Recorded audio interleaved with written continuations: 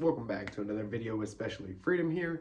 As many of you know, I am a Whatnot, eBay, Mercari, OfferUp, Facebook Marketplace kind of seller.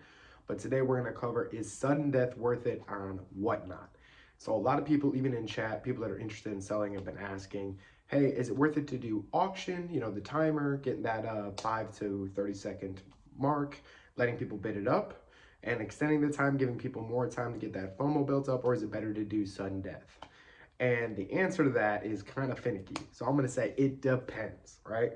Which I know a lot of people didn't want to hear, especially in the video, but I'll explain why.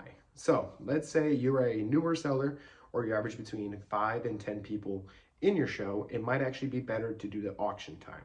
Now I say that because usually you'll probably have 1 to 3 maybe people that like to come in and buy stuff from you consistently, right? I have about 10 of those that come in and buy consistently. So in the beginning, I always did the timer.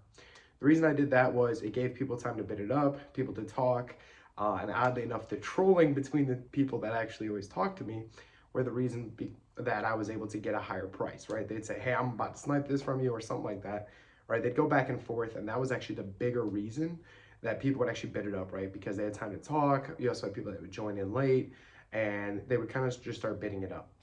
Now, that helped me in the beginning. Now, as I am growing, one thing I want to point out that is not the same. So let's say I have an item, it's a vintage piece, a Harley vintage, right? Because everybody knows Harley and Made in USA vintage goes pretty well. If I only have 5 to 10 people in the chat, sudden death means as soon as it gets on about 1 second, everybody's going to swipe, right?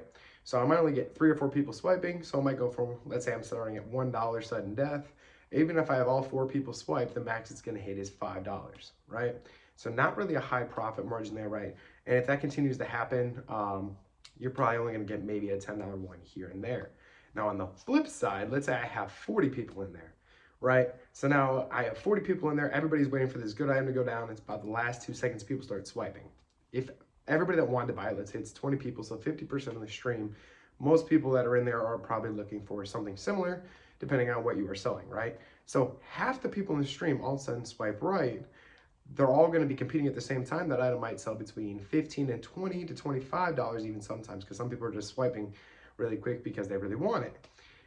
That has happened the more I grow. So the higher I've grown with people in the actual show, and this is people I've watched as well, sudden death pays off the higher the viewer count, right? So if you have a desirable item, let's say off-white, right, shirt, and you're starting it at $1, I guarantee people are going to be swiping because they're okay with even paying $25 to $30, knowing it's going to flip for $75 on eBay, depending on the size, or they're going to have a new off-white shirt for themselves, which again is selling for $75 on eBay. So they're okay keeping on swiping, right? So I would say as a, lower level seller or newer seller, it'd be better probably just to do the auction time, right? Now, there is still a way to get the FOMO. I'll go over that here in a second. But as you grow and get higher viewers, sudden death does actually pay off a lot more.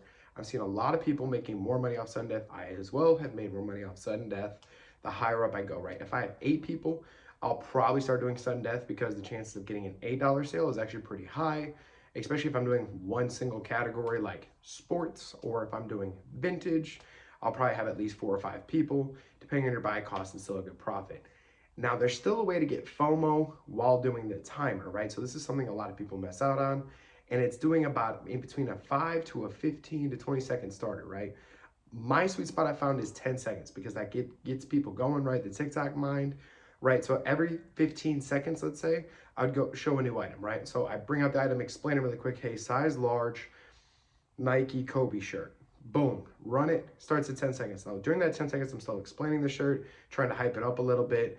Doesn't sell, I put it back and grab another one, right? So there's not a lot of waiting time in between, similar to the sudden death, but I always like to make sure that timer is shorter, right? A lot of people don't have a long attention span anymore, especially on Whatnot. People are trying to either buy for themselves or they're trying to flip, right? There's actually a lot of eBay sellers now sniping off Whatnot. I do myself, depending on what's going on. So it's something that is very good to have a quicker timer. The longer the timer is, the less people are going to want to stand around.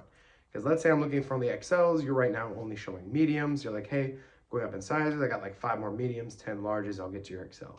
If it's a minute-long timer, that means I'm going to be waiting 15 minutes to see an item I actually want. Versus I have a 10-second timer, that might only be 2 to 3 minutes. I might hang out and just talk. So if you're going to do auction, I still recommend a shorter time span. If you're doing sudden death, I still recommend a shorter time span, but maybe 20 seconds, right? You get your pre-bidders. And the reason why I say 20 seconds is a lot of people will pre-bid during sudden death. It's where you go in, you enter a certain amount. So during that 20-second time span, those people that are doing a pre-bid already know what they want to pay for it.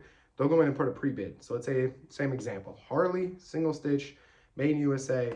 I'll probably pre-bid that up to $10 or $15. And if it's something I'm actually keeping for myself, I'll do up to $20, right? So I'll pre-bid $20 in that 20 seconds. So even though people are bidding, they're not going to take it unless they do more than what I already pre-bid. So that's why with sudden death, I actually like a little bit longer, because then it gives people time to try to bid it up while I already have pre-bids already put in there, which does actually help raise the price a lot. So just something to be mindful of. I would stick to it. I know a lot of big sellers that do the auction time, right? The 10-second, 30-second time, and they don't do sudden death. But if you're gonna do sudden death, that's the way I would do it. If not, just stick to what you know. Thanks for stopping by. See you again. Oh yeah.